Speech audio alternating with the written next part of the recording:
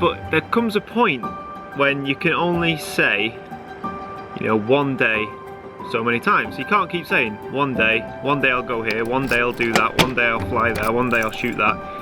You know, one day has to come around.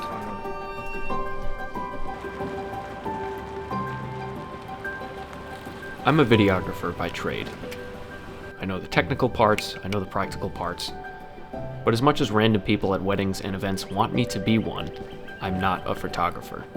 I shoot 24, 30, 60, 120 frames per second. It's kind of easy to create a story that way. Well, it's not easy, it's really hard to keep people engaged, and part of the reason I'm doing this is just practice, but it's really hard to tell a story with one frame. And that's scary, because when you try something for the first time that's hard, you're gonna be bad at it. So it's almost like my attempt at YouTube is inverted compared to others. I've got the gear and the knowledge and the skills to make a video, but the thing I'm actually doing in it is gonna be the bad part, and not the other way around.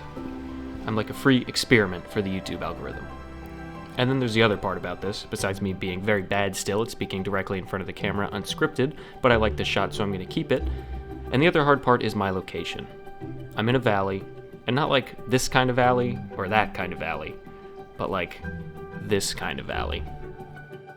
But there are a lot of small vistas that exist around me, and the optimistic view is that if I can get good at these intimate portraits of normal places, I'll be prepared for wherever life takes me.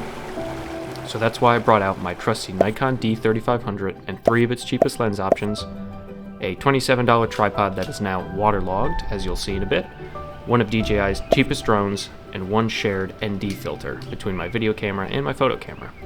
Because if I keep saying, one day, I'll have none left.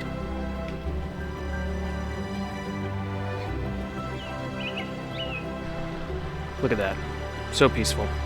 Unfortunately, it rained the whole weekend, and also I arrived way too late, so we're gonna have to try this again another time, hopefully tomorrow when it's also nice and sunny. And as you can see, I had the ND filter on that was cranked just about all the way. And my intention was to get that log in the water, but actually be in the water. But the water was too high from it raining all weekend, so I just packed it up here. Please don't leave after seeing the shot. It's definitely not award-winning, but it's happy enough, and I'd like to show you guys what it came out as.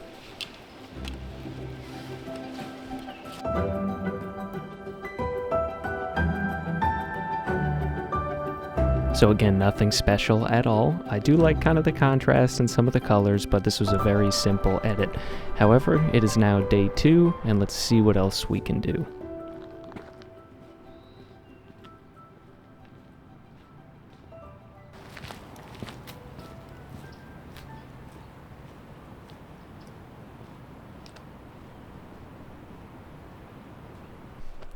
And today there's a lovely father and daughter couple that are fishing right at the exact spot that I was going to get a shot yesterday. So now I'm a bit stuck. And after trying to find some inspiration with perhaps the most boring shots in the world that would kill a dead cat, I did find this little goose duck though. And eventually I did settle just down the trail on this little spot, and this log really caught my attention, just sticking out of the water. Some of the rocks were there, and it's also good that A, the water level receded, and B, that I was wearing shorts, because we're gonna go in.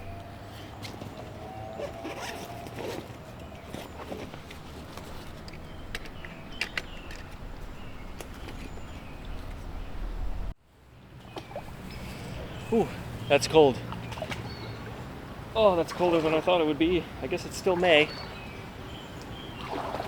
In May water it still was, but it did really start to feel good actually, just a few seconds. Very refreshing, really woke me up, especially on a beautiful afternoon that it was. I'm extremely happy with being able to do that, and also the shot that I got I think was pretty exceptional for a first attempt, or second attempt. Let's not count that first photo.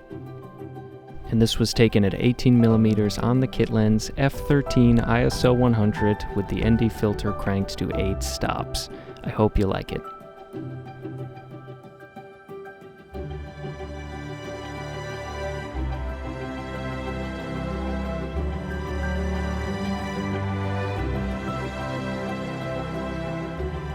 and I just want to show you now the JPEG that I also shot straight out of camera. You can see definitely a little darker, but some of the highlights were blown out. You can also see some of the adjustments that I made. Took out a few of the distracting water elements, but overall just evened out the image. You can also see some of the highlights blown out on the JPEG on the right. But overall, I'm very happy with that shot. Something else I might plan to do in the future is probably going to take a photo as close as I can with my phone. Thomas Heaton I'd like to thank as an inspiration for this first episode, but my intention was to be able to inspire you to get out and with no matter what you have and just get outside and create images or create art in any way that you see. If you made it this far in the video, thank you so much. I really appreciate it, and I'll see you in the next one.